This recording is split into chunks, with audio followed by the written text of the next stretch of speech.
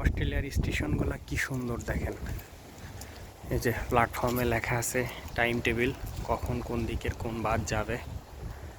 এখানে প্ল্যাটফর্ম লেখা আছে, সামনে যে ওয়েটিং রুম আছে, ওয়াশরুম আছে, রেস্টরুম আছে, বেবিদের জন্য থাকার আলাদা রুম আছে, এখানে ফুড কোর্ট আছে। মানে ওয়েব এস্টাবলিশড দেশগুলোর যে বৈশিষ্ট্য সেগুলো আসলে না দেখলে বোঝা যাবে না।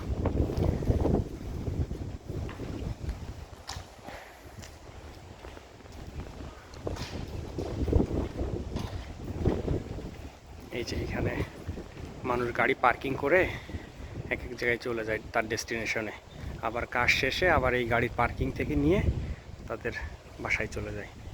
খুবই সুন্দর, অর্গানাইজড।